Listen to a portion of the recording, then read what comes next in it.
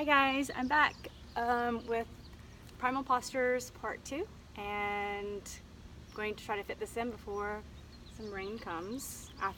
Late afternoon, I wanted to come in this morning, but we're just going to roll with the weather and the sun. So if you want to bring in some props like your yoga blocks or blankets, all I have with me today is a beach towel and take a swim after this. So I will improvise with the towel as to demonstrate modifications. Okay, let's get started. So to continue from our Part 1 series, we'll do 5 more primal postures today. We'll start with the Z-sit. So for a Z-sit, or let's see, what else is it called? Deer pose. I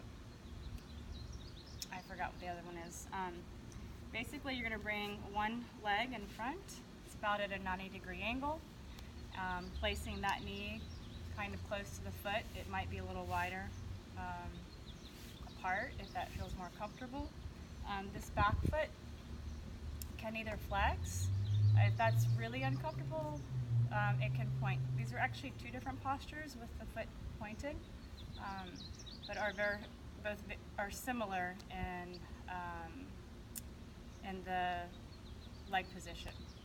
So this position here is going to feel a little bit differently for the hip. It's going to ask this hip to open a little bit differently.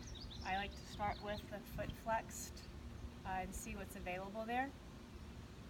So if this hip right here is not relaxing, so if you feel like it's holding so tightly and throwing you over to the side, you can do a couple of things here. If it's really hard to access this posture, I recommend sitting on a blanket. So I'm going to bring this underneath my hips, like such. So I'm sitting on a towel or a blanket, and then I'm going to refine that position there. If you kind of have access to it, and maybe this hip is up just a little bit, then maybe try without the prop. Okay. So from this posture, I like to move in and out of it to see if that can help reconnect, reintegrate the legs to the spine to allow the hips to open. Right? So I'm going to imagine my foot is pressing against an imaginary wall, which is going to activate the back of my leg muscles, right? Like the sit bone, the lower glutes. And that's going to send my hip forward, right? And then the front of this hip can start to open. So the muscles and connective tissue here that can get really tight and prevent you from actually sitting can elongate, right? Or you're just opening them up to where energy can flow, right? And breathing, and then again seeing if that hip will release, right? So that's one way I'm thinking about pressing through my foot, which allows this hip to kind of stretch open. And it's not a stretch where I want to feel a big deep stretch. I just want to feel a different shape, some lengthening, a mild stretch, and then I'm going to relax back down. Okay. The other option here is, let's see, I lost my train of thought. Extension. Well, let's go to the other side, and then maybe I'll remember. So when I go to the other side, I want to keep my feet where they are, and I want to keep my hips where they are, and then slowly bring the knees to the other side. So I'm kind of like a knee sway. So it looks like, this. Aww. Okay. And as you can see, this hip right here is holding a little bit more than the other. I've been having some tension on that side, so I'm just going to play with hip extension.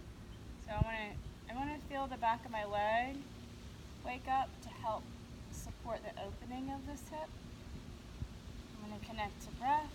And when I exhale, I like to imagine like my shoulder blades and my sit bones are kind of waterfalling down into the ground. I'm going to wake up my foot. Imagine I'm pressing into a wall, feeling the back of the hip extensors, opening the front of the hip. Sometimes that takes you just naturally into rotation. And then coming back down. I'm videoing right now. Good. And I'm going to do one more hip extension.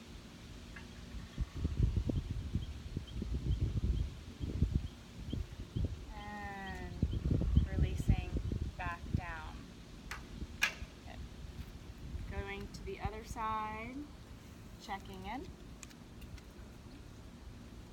See how that feels.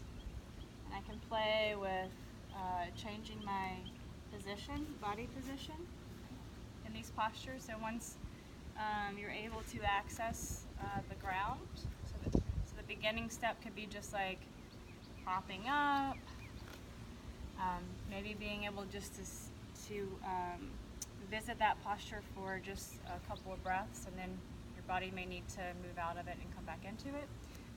When you gain a little bit more access to it, you can add, and what in Pilates we call Mermaid, a side reach, right? And when I'm reaching to the side, I want to think about feeling the length of my spine in two directions. So I'm not just crunching to the side, right? I want to feel the weight of my tail and the lift of my head, or like the inner ear space. And then I'm actually reaching from my sit bone, right? And I want to just feel the length. Feeling the length on this side, but then also that I'm getting optimal length on the right side of my spine as well. Go to this side. Again, I want to feel the two directions of the spine. So my tail drops down one way, my head goes up the other, right, which will start to wake up the core. Right? So we want the core to wake up in these primal postures. Right? The core wakes up when the hips start to open. Okay. And we'll go to the other side. I'm going to keep turning, that way I can face the video, but you want to keep your feet in place. And you, again, maybe just working and breathing into this posture with your towels or your blocks, right? And I'm going to move from one side. And again, I'm going to find my waterfall. So I'm letting the shoulder blades kind of descend so I can feel my tail. When I can feel my tail release, I can feel this lift coming up through the front of my spine, which is this inner core awakening. Right, I'm going to find the ground through sensing a release of stress and tension through my neck and shoulders.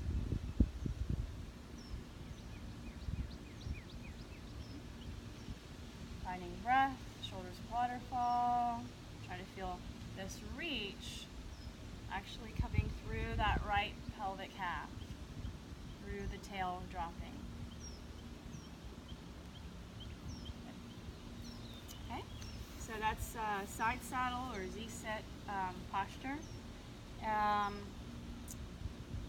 There was something else I wanted to add to that, but maybe I'll put it in a different post next time. Okay, so second is just a straddle position. A lot of these postures you'll see in a yoga class, but the intention is different. So I'm not trying to fold forward right away. For some of us, just this position here is where we start, right? And again, if I'm really rounded forward and having a hard time sitting up because my hips are really tight, if I place a towel or blanket underneath my hips, it allows my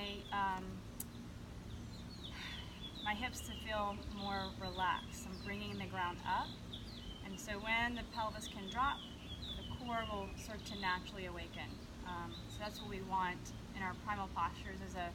There's a resting down, but there's also a response of the core just like holding and supporting you in relationship to gravity. So, what's the widest that you can bring your legs without it feeling like it's forced, but maybe there's a little edge there. Right? If you hyperextend your knees, sometimes placing something underneath your knees can be helpful. Maybe the feet are slightly pointed, maybe they're flexed. Right? If I flex my feet, I want it to come from the bottom of my feet and not just pulling from the top. Right? So I'm gonna think of my feet making a footprint. Right? Okay. So if you have more access to this posture, you can start to play with weight shift. So I want to think about my sit bones kind of gliding behind me as my head and spine move forward, right? But I'm still looking to feel that relationship of like my brain to my bladder, where I can feel my head being supported by the core and not just overstretching. Okay. And then I could play with weight shift here, and then weight shift here. Good. Last posture is long sitting, and again you may want to sit here. Good. You can bend the knees and put something underneath here. You can add a fold, right?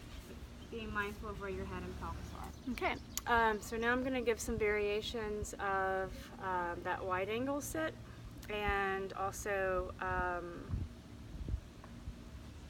something else, but it will come to me in a moment. So wide angle, you can play with a couple variations.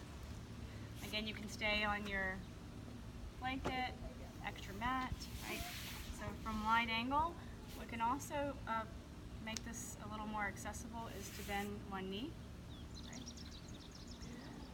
And if I'm on the floor and I'm actually like doing something or playing with little ones, this can be a posture that allows me to reach, right? So these are functional postures that I can have something in front of me, playing a game, and when my body gets tired or I start to feel like achy, then I just reposition my legs here, right?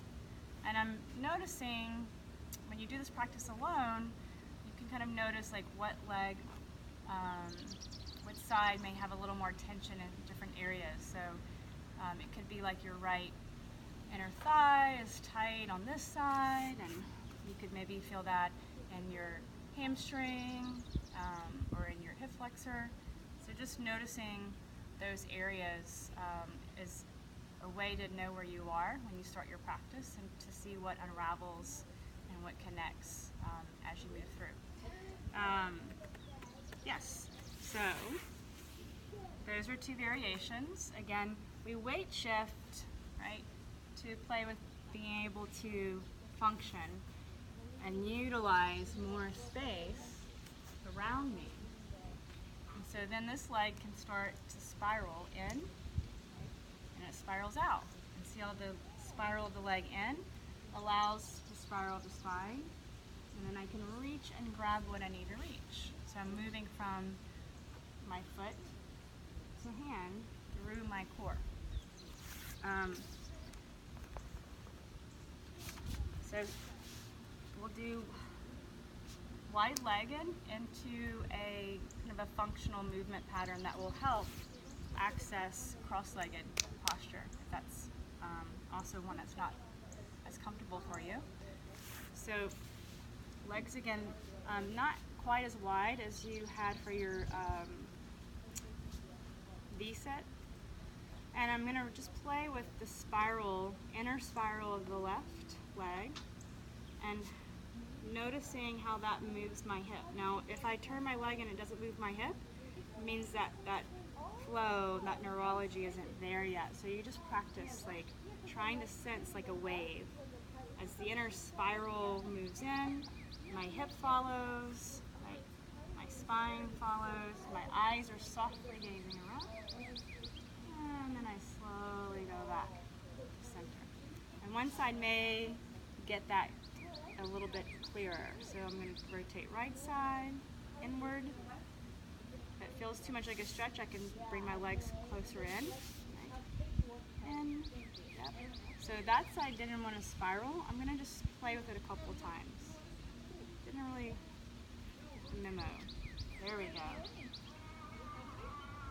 I'm just going to play with, okay, this side is just naturally moving, right? And this side will teach this side. And that one's going to take a couple tries. And moving out. And that can even advance to, the more I kind of reach through my feet, rotating in, and if I really reach and feel the spiral, I'm gonna look, feel the head, and I can add even more of a reach. So if I want to really reach for something over there, it starts from my feet, and then the lift of my hips kind of happens a little more organically than me turning. I'm not turning, lifting in a side plank. I'm using my whole body. I'm using my eyes. I'm really pretending like I want to reach for something in that direction. When I open my hand, that also helps me. It helps my body's intelligence move me, so it's not as much effort. Finding breath. I'm going to look.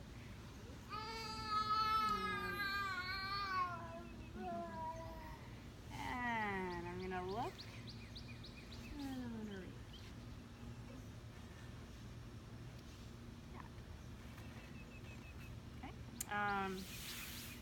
And then Tailor sit will be, I guess, our last one. Not always the easiest for me as well. So I want to feel each sit bone ground.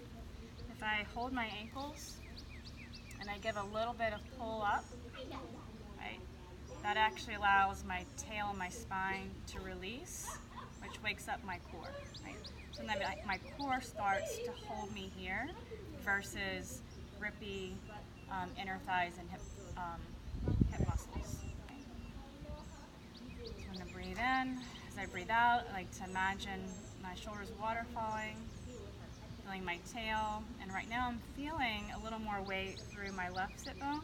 So I'm just going to check in. So I'm going to play with weight shifting. And when I weight shift, I still want to feel the orientation of my head to my pelvis through the core. Weight shift forward, again head to pelvis or head to tail. I like to think three-dimensional. Sunshine.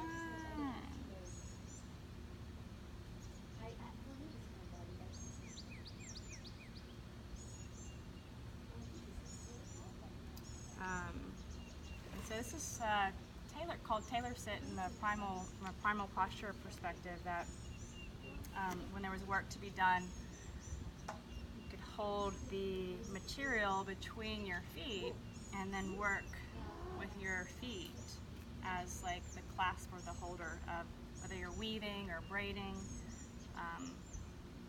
or leather making. So I actually do this sometimes when I'm making jewelry. I'll use my feet to hold the string for me. And you can roll around. And then sometimes just shaking in and out, rolling in and out. Yep. Be finishing it with a little yummy child's pose.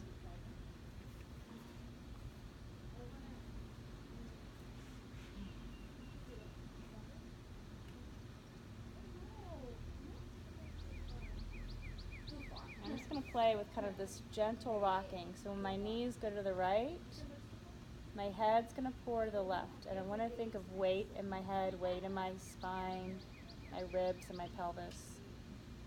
And I want it to be as heavy as I can be and feeling the ground really coming up underneath me as I rest down and pouring my head to the right as my knees move left.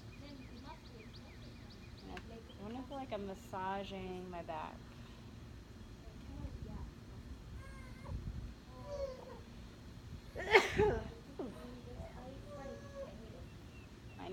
wide or together. I'm just kind of bathing my spine, letting the spinal fluid, cerebral spinal fluid all the way down, just letting it just kind of rock and reset.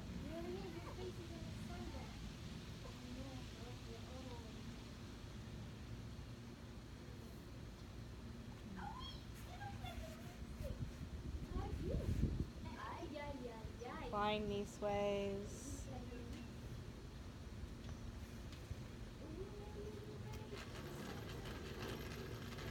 And so I can play with the head moving in opposition. I can keep the head in the in the center. This feels different when my head does something. And if I look in the same direction, that starts to cause me to want to roll to that side. And so if I push off this left foot, right, that hip is going to move, just like we did seated. The hip's going to move, the ribs and the arm. Roll back down, trying to feel my rib weight, hip weight. My knees lower. I'm using gravity as my partner. And as I gently push off that right inner edge of the foot, right, my body rolls. And now here's some tension because I'm not fully relaxing through here, and I want to relax through there. Okay. As my knees are lowering, right,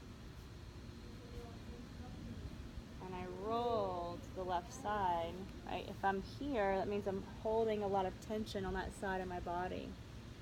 So I really want to feel my ribs and my pelvis rest down, right? So there's less of a space. I'm feeling that in my knee, so that means this is kind of tight. I'm going to go ahead and come into like a fetal position. And then I'm going to use my right foot and use the weight of that leg, so I'm really just playing with grounding in the floor. My right hip rolls back, and my ribs, which takes my arm, my head relaxes, and my knees float up. As I look to the right, my knees lower to the right. I'm going to use this left foot a little bit to help my hip. I want to rest down into the ground.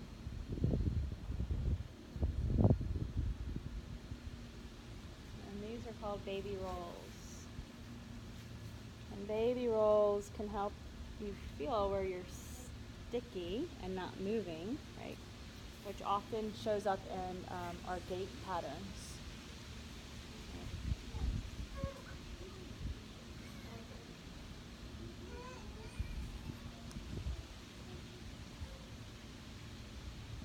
This is a different pattern. And pouring weight through that whole right foot to feel the tripod.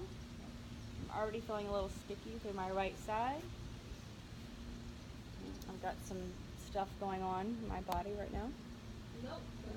So this side, I'm not moving that well to the left side, which tells me where some of my sticky issues are.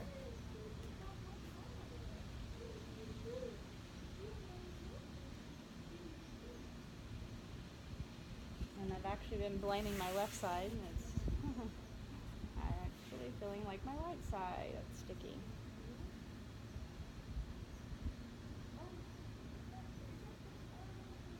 Oh.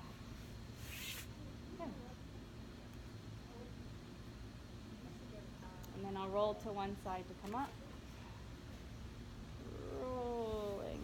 I'm going to reach this top leg out really long and heavy. And I'm going to use the weight of that leg to help me come up, right? So it'll be my leg and my core, and I won't have to use that much of my arm to push up. See, I'm almost not even using my arm as I come all the way up to sitting. So I'll do a little flow in just a minute that will incorporate, I'll try to incorporate all of those postures and a little movement flow.